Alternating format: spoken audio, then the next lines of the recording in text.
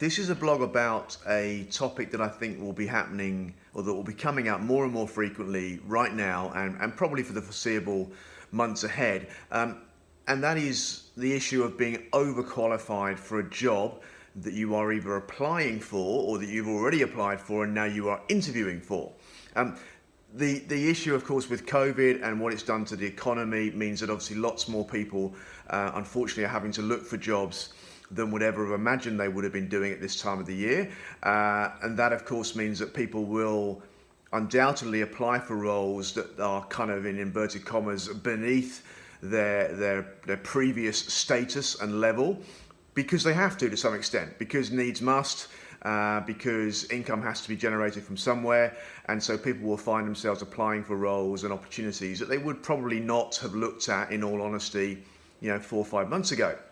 So what do you do when you are in that situation and you are kind of almost indisputably applying for something or interviewing for something that is that is beneath where you've been most recently, and therefore you are likely to hear that response of "you are overqualified for this job"?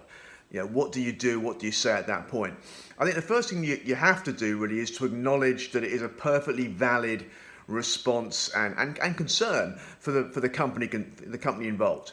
They are right to think about this issue. They are right perhaps to actually throw it back to you and actually put you on the spot and say, why is this going to be a good idea for us, the company?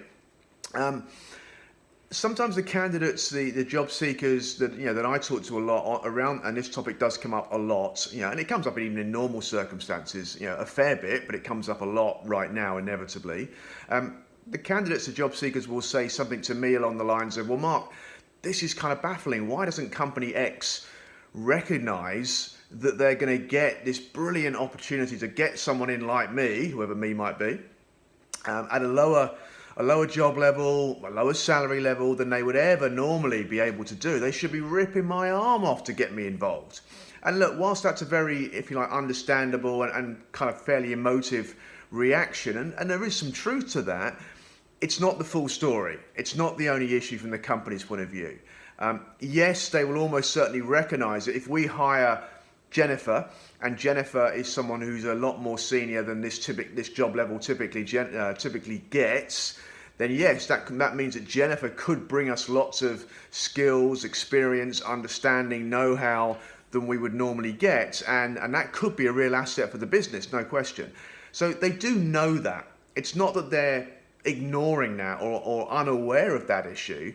The fact is, or the issue is, that they're then having to balance that potential big positive with other potential negatives. Now that typically breaks down or boils down to a concern that if we hire this Jennifer to do this job, which is at this sort of level, and Jennifer normally works at this kind of level, the problem for the company is a fear that probably one of two things, potentially both these things, can happen concurrently.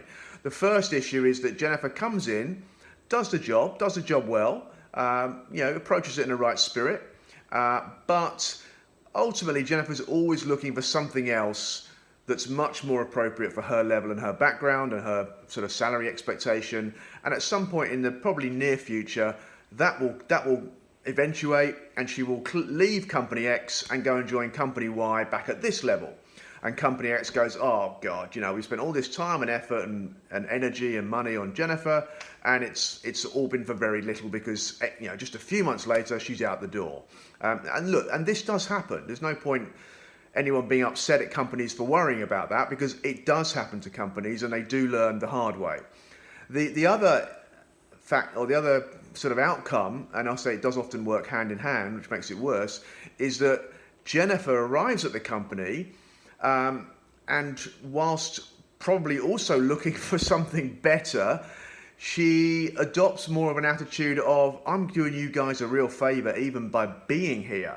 And so Jennifer doesn't really give 100% of herself. She doesn't really do her best work. She is slightly kind of almost sullen and fed up and, kind of pissed off that she's even having to do this job. And so the company not only gets a fairly short stint out of Jennifer, they probably get a fairly unimpressive stint out of Jennifer.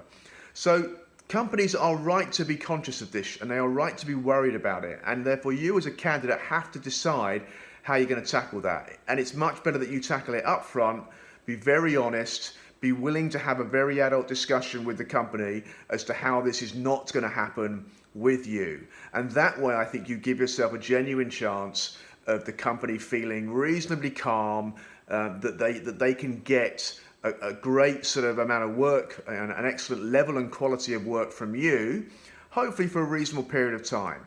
So be honest enough to put yourself in their shoes and understand where they're coming from, and it will make it much easier for you to construct an argument that will get you that outcome that you want. Okay, good luck.